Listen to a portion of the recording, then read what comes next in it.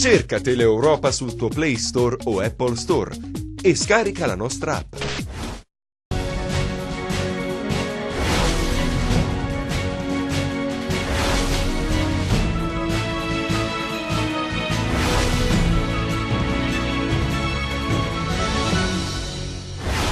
Il presidente della Commissione del Senato, nel corso dell'audizione di Oliverio, aveva attaccato il direttore generale dell'ASP di Cosenza chiedendone le dimissioni. Oggi la replica di Mauro.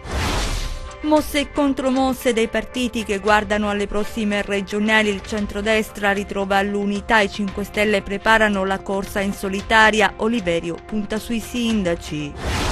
Si è conclusa a tarda notte la manifestazione dei lavoratori di Calabria Lavoro che hanno atteso ore prima di incontrare il presidente della regione. Non sono mancati momenti di forte tensione.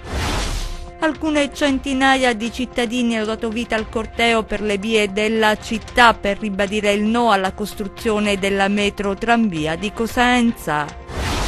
Un calabrese è stato arrestato dalla Guardia di Finanza a Messina, viaggiava con 11 kg di cocaina in auto.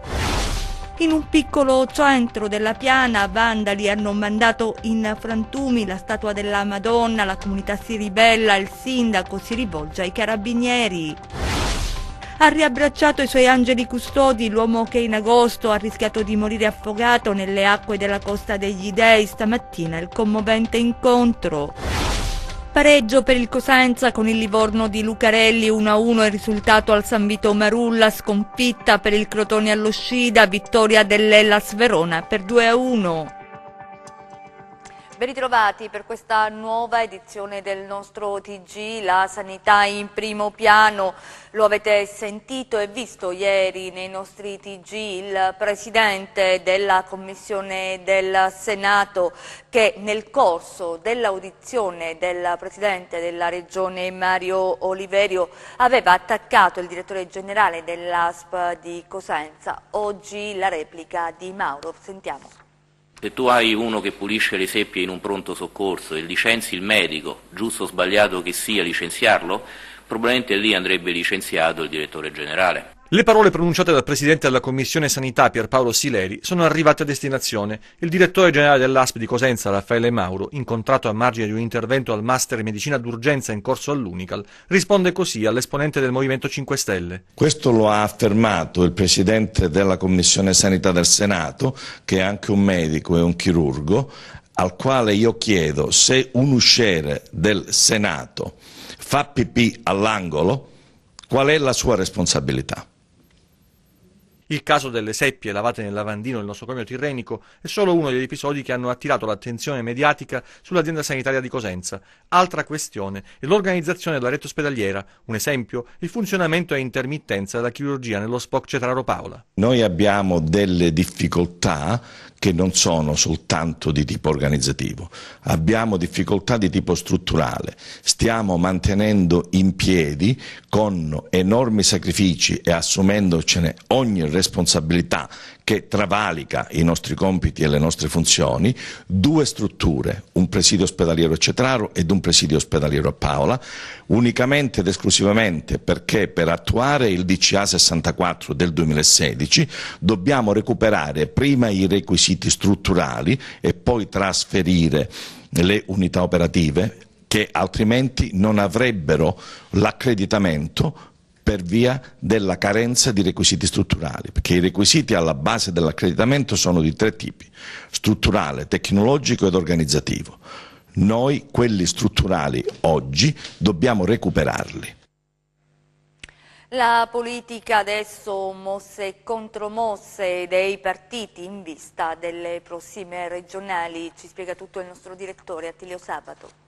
Il centrodestra non ha perso tempo, ha lanciato subito il messaggio più forte, la compattezza, sgombrando il campo dagli equivoci sorti all'indomani della formazione del governo giallo-verde.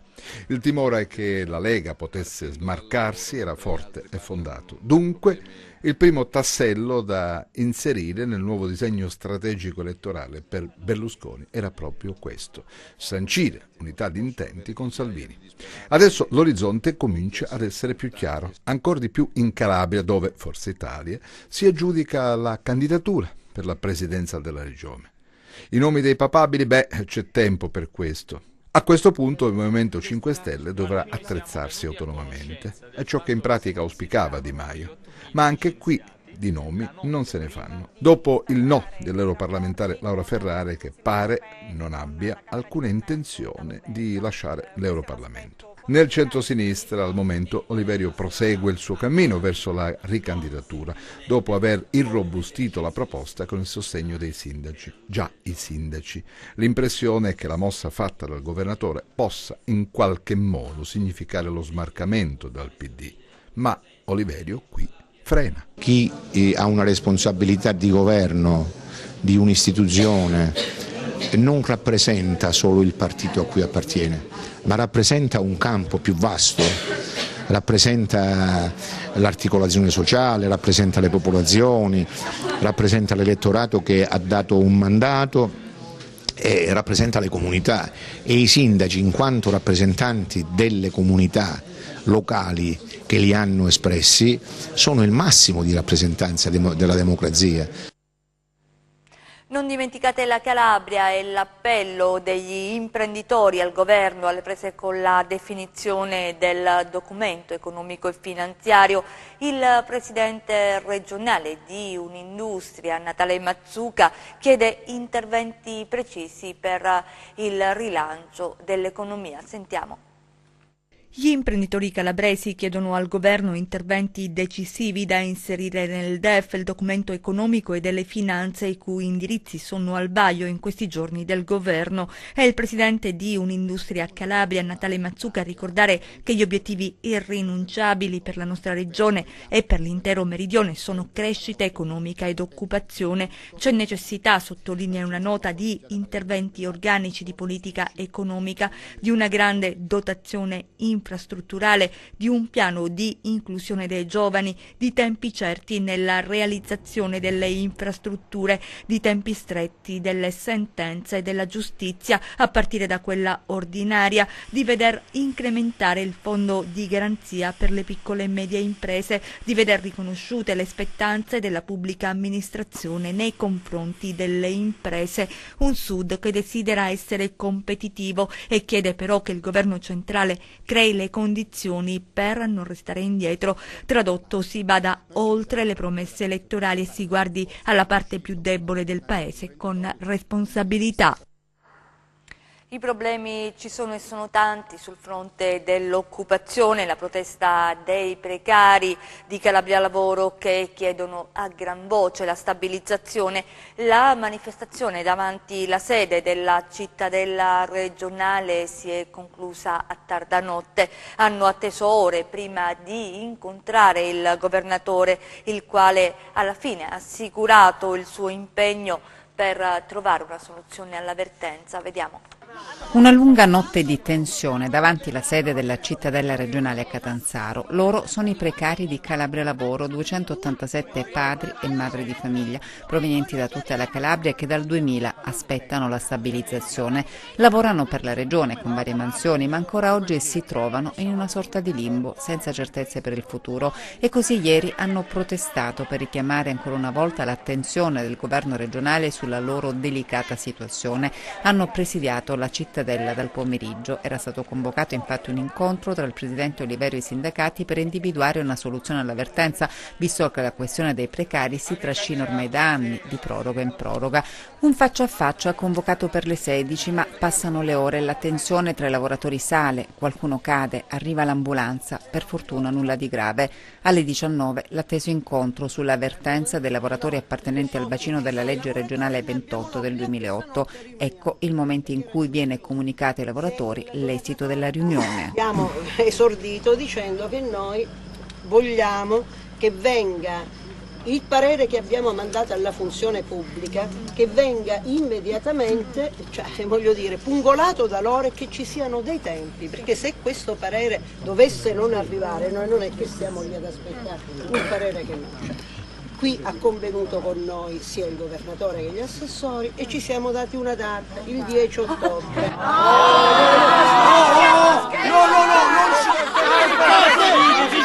La tensione è alta, si attende il parere del Ministero della Funzione Pubblica in relazione alla possibilità di stabilizzazione nella Regione Calabria. Alle 22:45 Oliverio ha incontrato i lavoratori rimasti davanti alla sede della Cittadella, ha assicurato che vuole concludere il programma di stabilizzazione. Tra il 3 e il 4 ottobre convocherà un'assemblea per spiegare le soluzioni alternative alle quali si sta lavorando nel caso di parere sfavorevole da parte della Funzione Pubblica. Tra le ipotesi c'è la verifica di una possibile stabilizzazione in Calabria Lavoro e in Tenaus della Regione, ma su questi i sindacati sono stati chiari: il contratto dei 287 lavoratori deve rimanere di natura pubblica.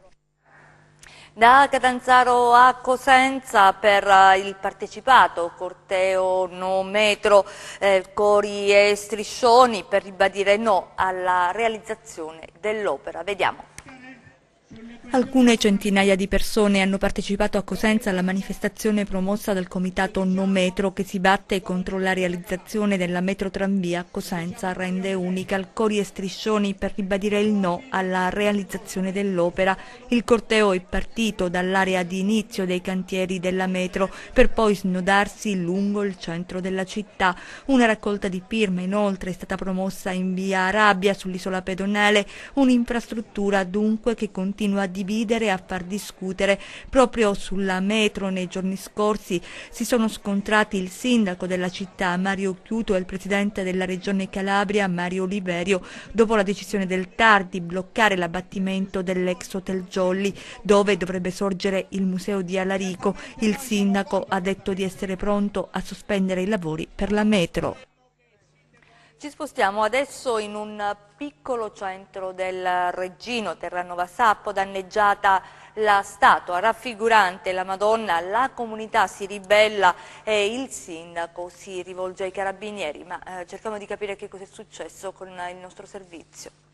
Oramai neanche le immagini sacre si salvano dal vandalismo e dalla furia di pochi stupidi che agiscono senza sapere il danno morale che si va a causare ad un'intera comunità. Siamo a Scroforio, piccola frazione del comune di Terranova Sappo Minulio, dove la Madonnina del posto è stata distrutta, mandandola completamente in frantumi. Il sindaco Salvatore Foti, dopo aver appreso la notizia, ha segnalato il tutto sporgendo denuncia contro ignoti presso la stazione dei carabinieri di Molochio e alla Procura della Repubblica di Palmi. L'atto deprecabile ai danni della Madonnina ha inoltre fatto il giro dei principali social network mondiali, visto anche i tanti cittadini del posto residenti all'estero. Il sindaco Foti ha fermamente condannato l'azione. La Madonnina, dichiara il primo cittadino, non dava fastidio a nessuno. L'icona sacra ha sempre rappresentato tanto per chi attraversa quotidianamente quella strada. Mi auguro ci si renda conto, aggiunge, della gravità del gesto e la speranza è ciò che aiuti tutti a migliorare l'educazione e il rispetto del prossimo. L'attacco alle immagini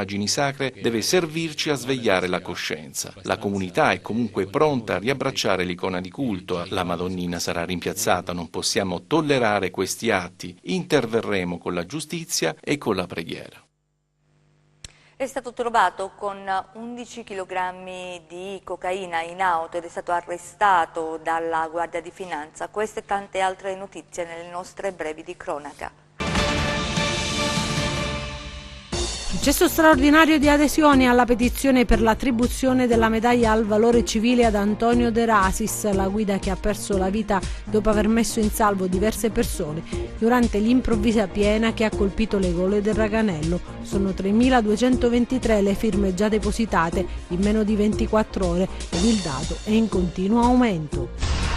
Solo il 6% delle ordinanze di demolizione di manufatti abusivi disposte a livello nazionale in Calabria viene eseguita. Il dato è emerso alla presentazione del dossier di Legambiente Abbatti l'abuso. La Guardia di Finanza ha arrestato a Messina un calabrese per detenzione di 11 kg di cocaina. L'uomo fermato agli imbarcaderi con i panetti di cocaina nel suo autoveicolo grazie al fiuto del cane antidroga Dandy. L'uomo è stato trasportato in carcere, la droga e l'auto sono state sequestrate. Non più buoni spesa ma gettoni, cioè monete in metallo del valore di 20 euro ciascuna, denominate Bruzzi. È la forma alternativa che il Comune di Cosenza ha studiato per venire incontro alle richieste di sussidi economici da parte dei cittadini non abbienti. Lo stabilito una delibera adottata dalla Giunta su proposta dell'assessore ai tributi e all'innovazione, con la quale sono state approvate le linee di indirizzo per l'utilizzo di forme alternative ai buoni spesa. Lunedì manifestazione di protesta dalle 8 alle 12 nella stazione ferroviaria di Paola. Il 50% dei lavoratori degli appalti ferroviari calabresi è perdente posto. Adesso una bella storia da Vibo Valentia. Un uomo ad agosto ha rischiato di annegare in mare ed è stato salvato da un vigile del fuoco e un poliziotto. Oggi l'uomo ha abbracciato i suoi soccorritori. Vediamo. Appena tornato in forma, un mese e mezzo dopo la brutta avventura, ha voluto ringraziare quelli che ha definito i suoi angeli custodi. Lo ha fatto con una lettera intima e toccante. Lo ha voluto fare ancora, abbracciandoli alla presenza dei loro superiori. Un momento di intensa emozione. È una cosa stupenda, una cosa che non riesco neanche a spiegarla. È molto commovente, sono molto provato, perché vedere due fratelli qua, due angeli, che mi hanno tirato fuori da questa avventura, è molto commovente. Non so che dirgli grazie e basta. La storia a lieto fine l'hanno scritta un poliziotto ed un vigile del fuoco di Vibo Valentia. Lo scorso 5 agosto, liberi dal servizio, Pasquale Macri e Giuseppe Mignolo erano in spiaggia a Vibo Marina a godersi il sole e il mare. In quel momento un uomo di 65 anni, Francesco Arcona, si tuffava per inseguire un pallone. Colto da malore si accorgeva di non avere più le forze per tornare indietro e lottare con le correnti agitate del mare. È stato un attimo. Pasquale Macri si tuffa in mare, lo raggiunge, se lo carica sulle spalle e lo riporta a riva, ma Francesco Arcona sta male, è in corso un infarto ed allora interviene Giuseppe Mignolo ed inizia le manovre di rianimazione in attesa dei soccorsi. Questa per noi è la grande scuola di Capannelle, per noi è un addestramento veramente unico che ci dà la possibilità di in quei momenti di rimanere lucido e rifare tutto quello che è il nostro programma. Si è sempre in servizio? Sì, chi crede nei valori della polizia è sempre in servizio, indubbiamente. Quindi siamo sempre pronti, almeno cerchiamo di esserlo. Capire quel momento di emergenza, riuscire a capire cosa fare, come intervenire. Guardi, questa è un po' l'esperienza che poi ci accende quel campanellino d'allarme che dice fai in un modo o nell'altro. Il modo giusto forse nella realtà non c'è mai. È giusto quando tutto esce positivo e quindi è un incontro che testimonia un momento particolare di coraggio. Vado dicendo spesso che l'eroismo della Polizia di Stato e dei Vigili del Fuoco è quotidiano, ma spesso non viene valutato, apprezzato e percepito. Oggi penso che l'emozione sia in ciascuno di noi per quel bel gesto che è successo. Ci spostiamo a Taurianova per la visita del neopresidente dell'Unicef Italia, Francesco Samengo. Vediamo.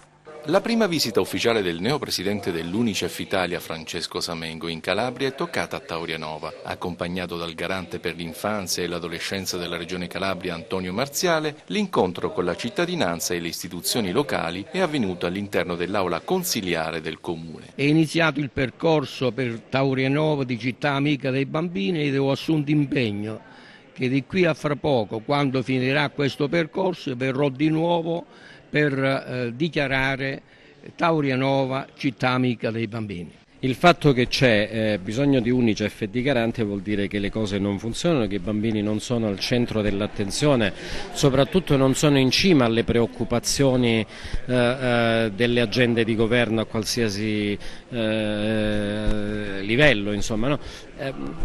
C'è bisogno, Presidente nazionale dell'Unicef Francesco Samengo, ha voluto privilegiare la Calabria, che su richiesta mia è venuto a onorare la mia città natia, Taurianova, che ha preso degli impegni, che ha avuto un bello scambio con l'amministrazione comunale e con una Taurianova che spero ricordi questa data per quello che è, un evento storico a tutti gli effetti. Nell'ambito della settimana della cultura calabrese è stata inaugurata una mostra su Don Carlo De Cardona, creatore delle casse rurali. La mostra è visitabile presso la sede della BCC Mediocrati. Vediamo.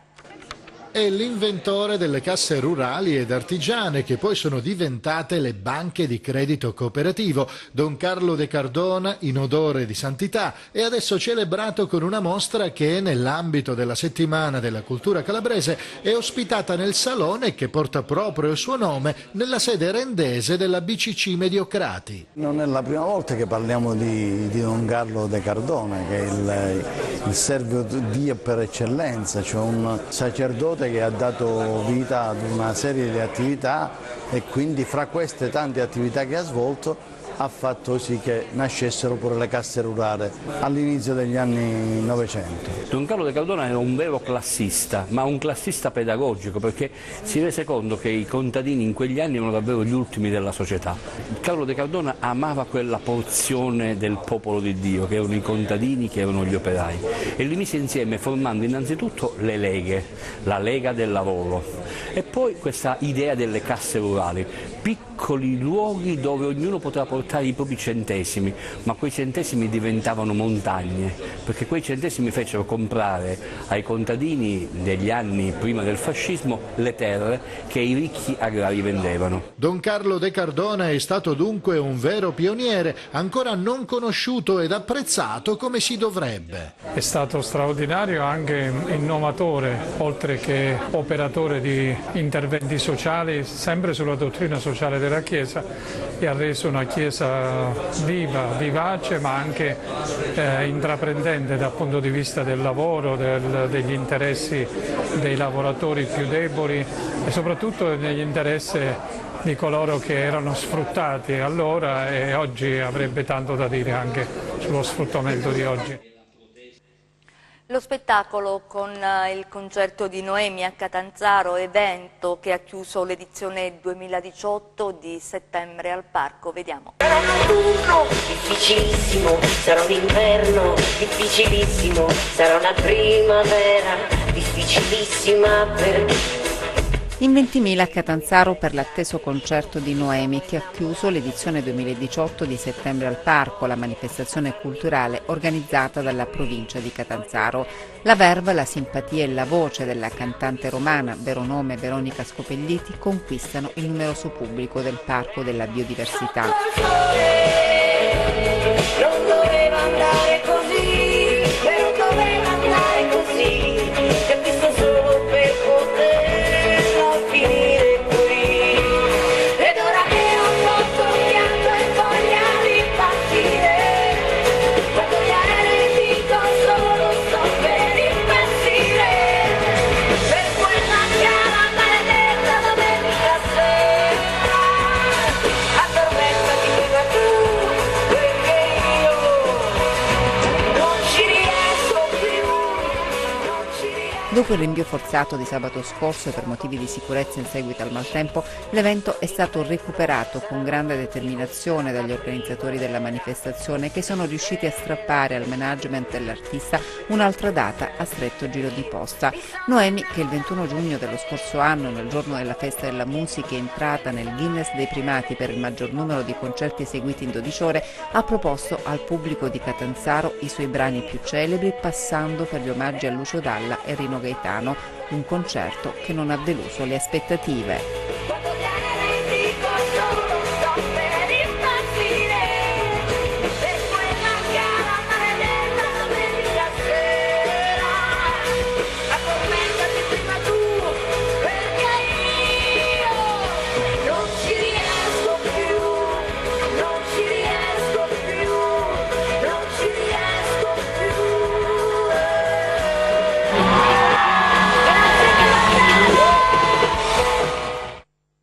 La pagina sportiva, pareggio per il Cosenza con il Livorno di Lucarelli, il risultato alla San Vito Marulla è stato di 1-1, sconfitta per il Crotone allo Scida, vittoria dell'Hellas Verona per 2-1. I particolari nel nostro servizio.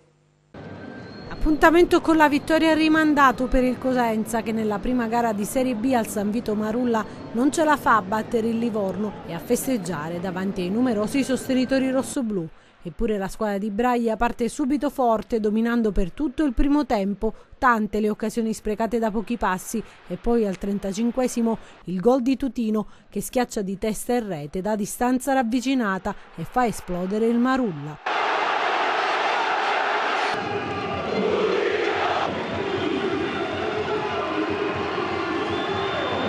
Poi nel recupero concesso dal direttore di gara nel primo parziale anche l'occasione per raddoppiare, ma la conclusione di Garritano viene respinta con i piedi dall'estremo livornese Mazzoni. Poi nella ripresa il ritmo cala e dopo una girandola di sostituzioni al 39esimo arriva il pareggio degli ospiti grazie alla zuccata di Giannetti che spiazza Saracco. Finisce in parità dunque la sfida e mister Braia ai nostri microfoni dice dovevamo essere più cinici. Parliamoci chiaro, la partita la dovevamo chiudere. Se abbiamo pareggiato è solo colpa nostra, abbiamo avuto 2 o 3 occasioni clamorose, non fa gol poi le pareggi queste partite, punto e basta. La squadra ha fatto delle azioni che forse si vedono in Serie A. Sono giocatori tecnici, Maniero per me ha fatto una grande partita insieme a Garritano. Cioè io ho visto una bella squadra, poi dopo i risultati purtroppo lo sapete meglio di me, a volte succede l'errore, l'indecisione e tante altre piccole cose che ti fanno pareggiare le partite quando già le hai vinte. Però. Anche al Crotone non riesce il tris di vittorie e frena bruscamente all'uscita con l'Hellas Verona. I pitagorici subiscono dopo solo i 4 minuti la rete degli scaligeri che sbloccano il risultato con Henderson. Poi nonostante i tentativi per raddrizzare la sfida, ancora il Verona a passare in vantaggio grazie alla rete di Colombatto e all'85esimo Firenze accorcia le distanze, ma ormai è troppo tardi e la squadra di Grosso conquista il tris. Il Rende fa suo il derby con il Catanzaro, la squadra biancorossa si è imposta per una rete a 0 nella gara disputata ieri sera al Marco Lorenson. Vediamo. Più il calcio d'estate si allontana e maggiore è il peso specifico dei risultati. Vincere un derby alla seconda giornata dopo aver sbancato il Torre di Pagani 7 giorni prima non può che essere un segnale positivo per il Rende di Modesto. Le incognite di inizio stagione sono perlomeno accantonate. I biancorossi, come l'anno scorso, sono partiti a razzo e se nei primi 90 minuti avevano sorpreso una squadra di seconda fascia, nella gara d'esordio a Lorenson hanno domato una delle probabili protagoniste del torneo, il Catanzaro di Gaetano Teri. Gli ospiti hanno provato a spaventare il Rende, ma la parabola sul calcio di punizione di Fischnaller si è infranta sul palo alla destra di Savelloni. Un avvio niente male per i giallorossi, tenuti a bada dalla difesa di casa e spesso sollecitati dalle fughe degli esterni di Modesto. Partita piacevole, vissuta tra un tentativo di Fischnaller, sicuramente il più positivo nel Catanzaro, e una della coppia Rossini-Vivacqua, un pericolo costante per Golubovic. Nella ripresa ancora qualche botta e risposta, Ciccone da una parte, tiro neutralizzato da Savelloni e Rossini dall'altra, un gol di tacco vanificato dall'intervento dell'arbitro che ha annullato per fuorigioco. L'ultimo acuto del Catanzaro il colpo di testa di Canutè che ha scheggiato il palo, poi l'ingresso di Actis Goretta e Gigliotti, un primo tentativo sul tiro cross andato a vuoto e il gol vittoria, filtrante dell'argentino per l'ex giallorosso che a tu per tu con Golubovic non sbaglia, cambiando la storia di un altro derby tinto di biancorosso. Le attitudini sono proprio quelle di non mollare mai, di avere tanta voglia di emergere e quindi i ragazzi sapevano che era una partita non facile, difficilissima. Io l'avevo preparata perché comunque giocavamo con lo stesso modulo, quindi a specchio, e sapevo che sui duelli, se perdevamo un solo duello, noi perdevamo la partita. Noi siamo partiti molto bene, poi in alcuni momenti loro ci hanno controllato andando sui bersagli, soprattutto sulle ripartenze, impattandoci subito. La stessa cosa noi abbiamo fatto con loro, è stato un confronto equilibrato. Tutte le volte che il Rende è venuto non ha creato sostanzialmente grandi pericoli, eravamo sempre allineati, eravamo sempre... Invece noi 5-6 situazioni importanti, molto più pericolose rispetto a loro, le abbiamo create. Poi pensare di venire con una squadra così, in un campo così, e giocare da dominatori non è facile, perché questa è una squadra che ha qualità, questa è una squadra che ha fisicità, è una squadra che ha forza, una squadra che ha una buona organizzazione di gioco, è una squadra che ha anche qualità individuali. Chiudiamo con le previsioni del tempo.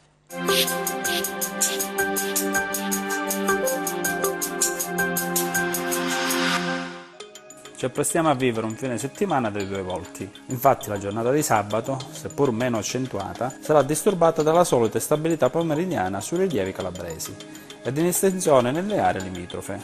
Domenica invece si prevede un deciso miglioramento, con temperature sempre leggermente al di sopra delle medie stagionali. Domenica, cielo generalmente sereno o poco nuvoloso. Nel corso della giornata aumenta la nuvolosità sui rilievi, senza fenomeni di rilievo. Temperature stazionarie sempre leggermente al di sopra delle medie del periodo. E adesso analizziamo lo stato di mari e venti. Domenica, mari generalmente poco mossi con venti che spireranno deboli dai quadranti occidentali sul Mar Tirreno e deboli settentrionali sul Mar Ionio. Ed infine, prima di salutarci, vi ricordo che oltre al nostro sito web www.metincalabria.it potrete seguirci sulla nostra pagina Facebook Made in Calabria. È tutto, grazie per essere stati con noi, grazie in regia a Michele Cava, in messa in onda Giuseppe Costanzo, noi vi auguriamo un buon proseguimento.